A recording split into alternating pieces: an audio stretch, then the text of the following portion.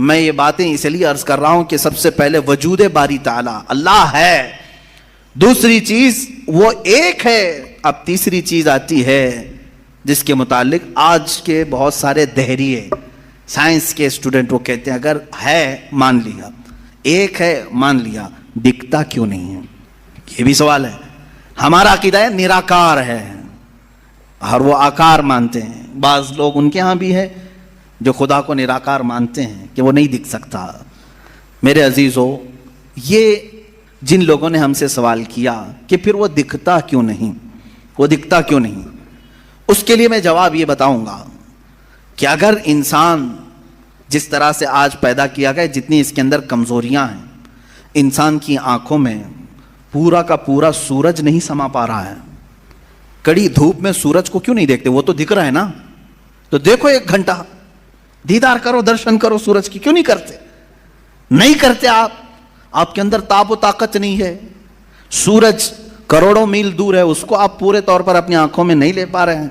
تو یہاں سے تم سب کو پتا چلا کہ میری آنکھیں کمزور ہیں، دنیا کی بڑی چیزوں کو میں سما نہیں سکتا۔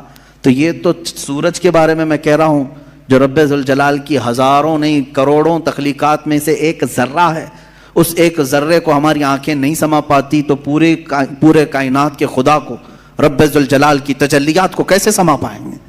آنکھوں میں کیسے اسے سما سکتے؟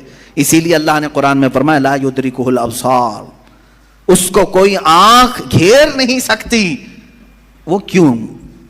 سوال بھی تو ہے کہ اگر گھیر لے آنکھیں، ہو کیا جاتا اگر اللہ کو دیکھ لیتے؟ تو اس کے متعلق فلسفی طور پر بھی اور اسلامی طور پر بھی میں بتاؤں۔ میرے عزیزو، عقیدہ ہمارا یہ ہے کہ اللہ، اس کا کوئی سائز نہیں، اس کا کوئی سائز نہیں، اتنا چوڑا، اتنا اونچا، اتنا لمبا، اتنا چھوٹا، یہ چیز ہے نہیں، ہم اس کو مان نہیں سکتے۔ تو جب آنکھوں میں تمہارے کوئی چیز آئے گی تو وہ سائز والی ہی آئے گی، کچھ تو سائز ہوگا اس کا، چاہے وہ 100 کلومیٹر والا ہو، اگر آنکھوں میں آ گئی تو سائز بن گیا، اور جس چیز کا سائز بن گیا وہ خدا ہو نہیں سکتا۔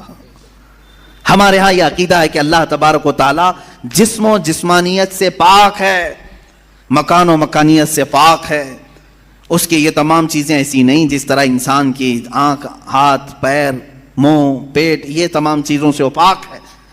وہ جیسا ہے وہ اللہ بہتر جانے، لیکن انسان کی دنیا میں آنکھیں اس چیز کو سما نہیں سکتی، اور جو چیز اس کی آنکھوں میں سما گئی وہ خدا ہو نہیں سکتی۔ اس کے لیے ایک فارمولا میری طرف سے لے کر کے جاؤ، جس چیز کو بھی دیکھا کسی نے دنیا میں سوائے رسول اللہ کے، میرے آقا صلی اللہ علیہ وسلم ایکسیپشن میں بتا رہا ہوں، حضور کی کو چھوڑ کر کے پوری کائنات کی بات کر رہا ہوں، جس نے کسی چیز کو دیکھا وہ خدا ہو نہیں سکتا۔ ام المومنین عائشہ صدیقہ نے بھی فرمایا ہے کہ جس نے بھی یہ کہا کہ خدا کو یہ دیکھا ہے ظاہری آنکھوں سے، کھلی آنکھوں سے، وہ سب سے بڑا جھوٹ بولا ہے، دنیا کا سب سے بڑا جھوٹ بولا اس نے۔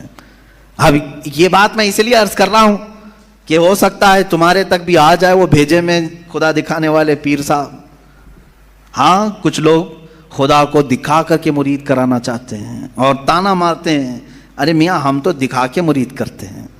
دکھا کے کس کو؟ بکرے کے بھیجے میں دکھا کر کے۔ میاں ان کو یہیں خدا مل رہا تھا، معاذ اللہ رب العالمین، کلیجے میں نہیں، پھیپڑے گردے میں نہیں۔ جس چیز کے کھانے کا شوق پیر صاحب کو ہوا وہاں خدا دکھانا شروع کیا۔ نعوذ باللہ من ذالک، استغفر اللہ۔ یہ نہایت ہی جہالت ہے اور زندیق لوگ ہیں۔ میں آپ سب سے یہ کہنا چاہوں گا جو اس طرح کی بات کرے اس سے یہ کہو کہ پیر صاحب بڑے ہیں کہ موسیٰ علیہ السلام بڑے ہیں؟ کون ہے؟ موسیٰ علیہ السلام بار بار کہتے رہے مولا تو اپنا دیدار کرا دے، اور قرآن کہتا ہے لن ترانی، تم مجھے ہرگز نہیں دیکھ سکتے۔ اور پھر موسیٰ علیہ السلام نے اصرار کیا تو اللہ نے انہیں کوہ طور پر بلایا، اور یہ سب سنتے ہیں نا، معراج کے واقعے میں بھی سنایا جاتا ہے۔ موسیٰ علیہ السلام کو سوئی کے ناکے کے برابر ایک تجلی دکھائی گئی، پہاڑ پورا جل گیا، آپ بے ہوش ہو کر گر پڑے، پیر صاحب ابھی بھی بے ہوش نہیں ہو رہے۔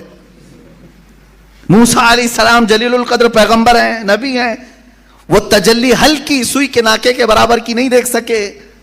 تو ان سے سوال کرو آپ بڑے کہ موسیٰ علیہ السلام بڑے؟ آپ کے اندر اتنی پاور کہاں سے آ گئے؟ آپ پورے بھیجے میں دکھانے کی بات کرتے ہیں، نہایت ہی گمراہی کی بات ہے۔